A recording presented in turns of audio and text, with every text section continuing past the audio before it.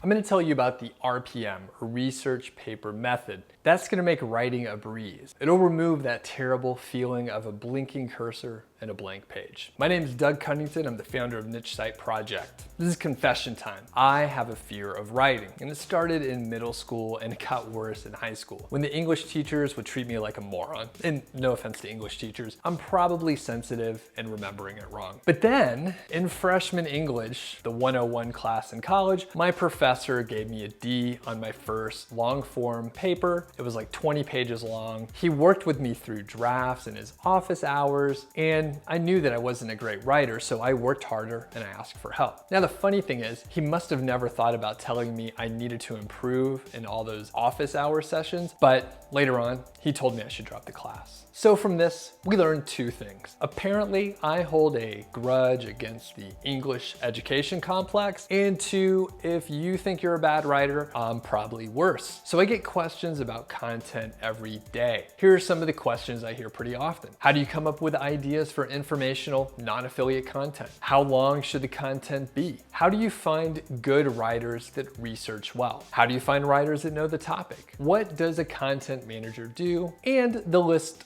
goes on and on. So you may be wondering, does content really matter, or is it really all about the backlinks? Niche sites, well, they have to have content, of course, but how important is the content? Now, I can tell you personally that I've seen sites making over 10K a month with pretty poor content. In fact, the site that I talked about in Project Go White Hat is one example. And when we look at the details there, we can see that, well, one, there wasn't much content. There was only about 45 posts. The poor quality of the content was obvious, and the site made a lot of money because it got a lot of traffic. Now, it got a lot of that traffic because of great rankings, and that was pushed by powerful backlinks. So my take is you could focus on content or backlinks or a blend of the two. Now, the blend gives you the most flexibility and versatility. The Project Go White Hat site was doing well. I mean, it was making 10K a month, so that's not bad, right? But check out what happened when we improved the content. We added keyword golden ratio compliant content in September of 2016, and we also improved the content on some of the main pages, about 8 of the 45. And you can see the revenue went up by about 40% in about 45 days. Here's another example of adding content, but with a keyword golden ratio as the focus. So I added about 200 posts from about June of 2016 to about October of 2016. It took a lot of time and work, and it took about $4,000 of investment. However, it paid off big, and you can see the increase in earnings from $100 in January up to about $15,000 in December of 2016. So a $4,000 investment in content increased the value of a site to over $135,000. That's just an estimate. And the monthly cash flow increased by about $4,500 per month on average. Now,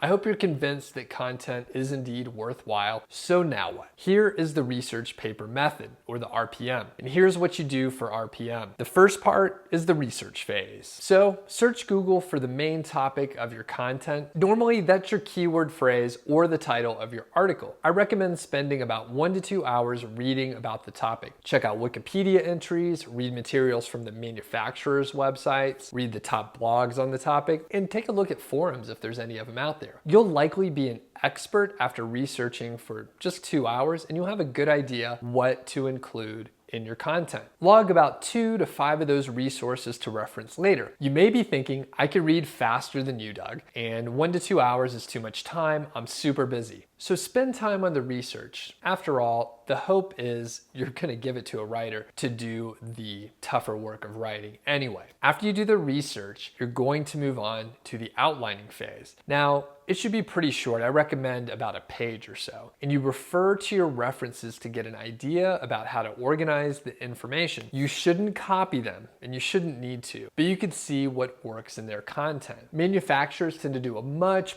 better job than bloggers or other niche sites. So spend a lot of time researching on the manufacturer sites and other like high quality pieces of content. Remember, don't try to write the content in the outline. That's a big and very common mistake. Just write out the main idea for paragraphs and sections. The goal is to have an outline that's good enough so a freelance writer can write the content. If you give them the reference material and the outline, then it's a simple job for a competent writer. Next is the writing phase. Ideally, you hire a writer. I use Upwork, and you can get my templates if you follow the link below. If you provide the writer with the outline and the references, they'll be able to save a lot of time and they'll appreciate the extra details. If you write the content yourself, then you could use the outline to write the content. Since you outlined what you wanted in the content, it's much faster to put your thoughts into sentences. Regardless of who writes the content, be sure to edit. Even if the writer edits their own work, I expect a few mistakes from a freelance writer. Depending on if you have a team or not, you may have a dedicated editor, and that's what I do.